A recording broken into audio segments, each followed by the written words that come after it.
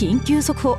海辺で小動物を保護しただけの一般男性が謎の海底 VR 施設に強制ログインさせられ、気がつけば数百年間ものキズ時間を強制スキップされていたという前代未聞のシステムエラー事案が発生しました。皆さんこんにちは。文学バラエティ国語対話の MC です。猫さん、本日のテーマは時田四郎の浦島太郎ですね。今回は私原点の情景をイメージしてイラストを描いてきたんですよ。どうですか、この可愛い海の世界。符号、実に見事な伏線ですね。これは界隈がざわつきますよ。 MCC、 この塗りつぶされたような闇と不規則にうねるまがまがしいオーラ、原点の記述にある社会からの完全なログアウトと不条理な結末を暗示していますが、ちょっと待ってください。ただの綺麗な竜宮城のつもりだったのに、なんか夢に出そうのヤバいオーラ出てるみたいに言わないでくださいよ。しかしこの画面を切り裂くような原色の荒々しいタッチは、主人公が直面する過酷な世界観と帰る場所を失うエラーのメタファーとしか思えませんと。はい、時間切れです。変な深読みされちゃいましたが、気を取り直して本編に行ってみましょう。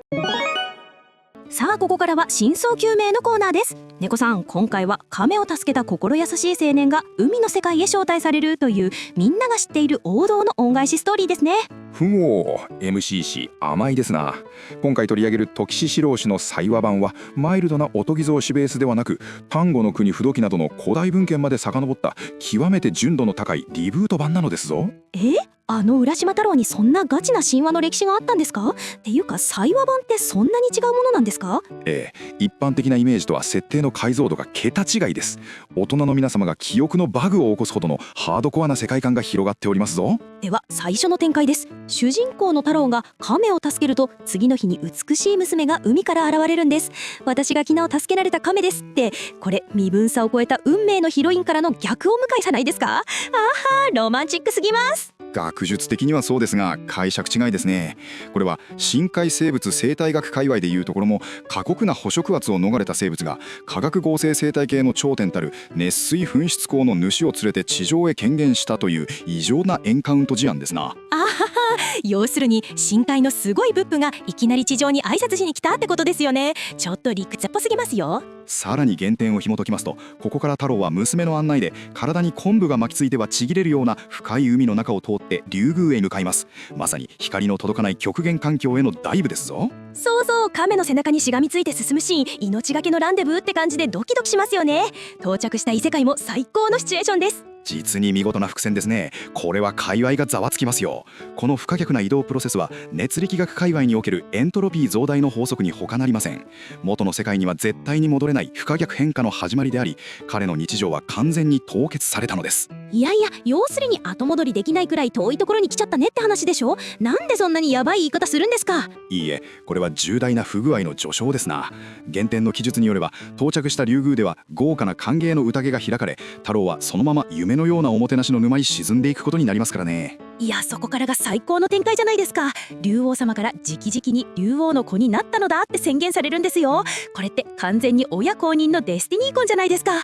乙姫様と3年も幸せに暮らすなんて理想のハッピーエンドですよ。現代の VTuber 生配信界隈に翻訳すれば、これは底辺の個人性配信者がメガコーポのトップ V に囲い込まれ専属契約を結ばされたようなものですな。夢のようなコラボ配信と炎上スパチャの豪遊に溺れ、本来の活動を完全に放棄した状態です。囲い込み？感動の生活ですよ。ちょっと待って、助けた亀にただ飯食わせてもらえるからって竜宮城で3年もニート生活ってどういうことやの。その間の国民年金も健康保険も未納やろがい。現実の税務調査のような鋭い眼光ですぞ。そもそも漁師のくせに3年も現場離れたら船も網も使い物にならんで、労働機会の損失と不節制、金銭的ダメージのでかさにめまいがするわ。ロマンで飯が食えるか、現実見ボケ。圧倒的な生活感による大ダメージ、まさに現実監査ですな。ほんまに5本失礼しました。実家が恋しくなって帰郷を決意した太郎に決して開けてはいけませんと言い含めた玉手箱を渡すお別れのシーン、なんだか意味深でドキドキしますよね。全く驚かせないでいただきたい。さて、その開けてはならない玉手箱を持たせる行為、これを格ゲー e スポーツ界隈の目線で見ますと、完全に初見狩りの極悪なセットプレーですぞ。初見狩り？要するに絶対に引っかかるトラップを仕掛けたってことですか？その通り。地上に戻った太郎は何百年も時間が経過していることことに大慌てします。これは圧倒的なフレーム有利を取られた状態で持たされた爆弾を開けるざるを得ない状況に追い込む凶悪な置き攻めですな。ひどすぎますよ。知らない人が誰もいなくてパニックになってつい約束をばよって箱を開けちゃうんです。すると白い煙が出てたちまちおじいさんになんだかドタバタしたまま不思議なフェードアウトを迎える幕切れですよね。学術的にはそうですが解釈違いですね。これは宇宙物理学界隈における事象の地平面を超えた末路です。玉手箱を開けた瞬間元の時間軸から完全に切り離された界隈からの追放と強制ログアウトですな。情緒がないんかお前は。ただのドジをそんな氷みたいに冷たいシステムエラー扱うな。不老大体な開けんな言われた箱を寂しいからってあっさり開けるこらえ性のなさがあかんわ。もったいないお化けが出る前にあんた自身の若さが一番もったいないやろがい。コスパ最悪の盛大なやらかしやんか。現実味ボケ。おっしゃる通りハイリスクノーリターンの極みですが、全ては彼自身のガバガバなリスクヘッジが招いた大失敗ですぞ。コホンというわけでいろいろと突っ込みどころの多い真相究明でしたね。それでは次はバックルームへ参ります。さあここからはバックルームのコーナーです。猫さん、先ほどの調査パートでも少し触れましたが、そもそもこの作品が発表された当時の時代背景ってどんな感じだったんでしょうか。そんな時代だったんですねって純粋に感心する準備もうバッチリできてますよ。不合原点が発表された当時の社会情勢を紐解きますと、まさに高度な物理学が一般層に浸透し始めた時期ですな。物理学？昔話なのに急にサイエンスな言葉が出てきましたね。学術的に言えばアインシュタインの相対性理論における浦島効果、つまり高速に近い移動や強い重力場での時間の遅れという最先端の概念が民話の祭話という形で大衆向けのブラックボックスとして出力されたと解釈できますぞ。相対性理論？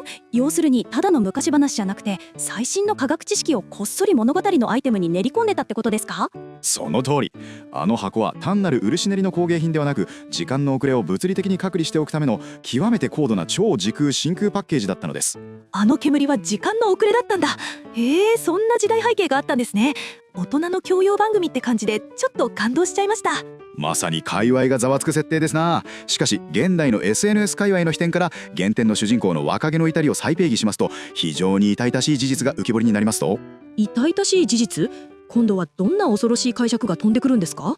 これは都会のタワマンでパパ活のぬるま湯に浸かりすぎた結果、数年後に地元の同窓会に参加したら周りはみんなライフステージが進んでいて、自分だけ完全に時間が止まっていて積んでいる港区女子の末路と完全に一致しますぞ。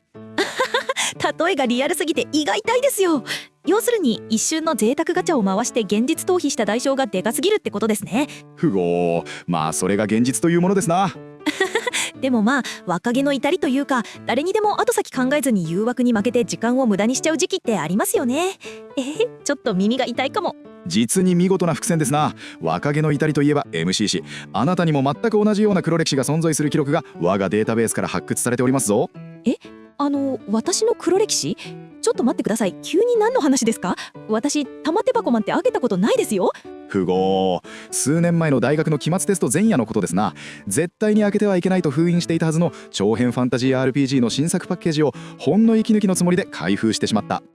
ちょっと待って、なんでそんな昔の話掘り返すねん。気がつけば単位という名の取り返しのつかない時間をロストして留年ギリギリの瀬戸際に立たされたというあの強制タイムスキップ事案ですぞ。自ら玉手箱を開けたのと同じ大失敗ですな。ちょっとあんた、あの時はほんまに現実逃避したくてたまらんかったんやろがい。テスト勉強のプレッシャーで頭パンクしそうになって気づいたらコントローラー握りしめて3日3晩ぶっ通して徹夜してたんや。まさに開けたら最後社会的な時間が一気に経過してしまうリアル玉手箱。圧倒的なコスパ最悪のやらかしのメタファーですぞ。その時の絶望感たるや、窓の外が明るくなってるのを見た瞬間に白が入るかと思うくらい焦ったわ。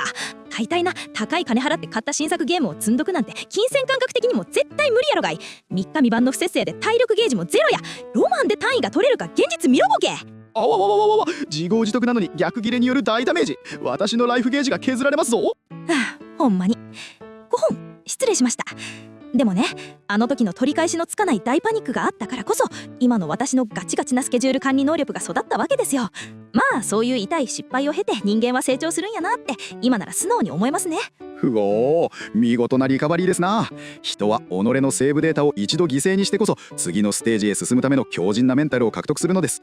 学術的にも非常に有意義なエラーからの復旧ですぞ。綺麗にまとめてくれてありがとうございます。皆さんもテスト前とかに開けちゃいけない箱には十分気をつけてくださいね。本当に浦島太郎状態になっちゃいますから。もし謎の箱をもらったら今後は未開封のままフリマアプリ界隈でコレクター向けに高額転売するというコンプラの隙間をついた狂気のライフハックを収集しますぞ。にゃん。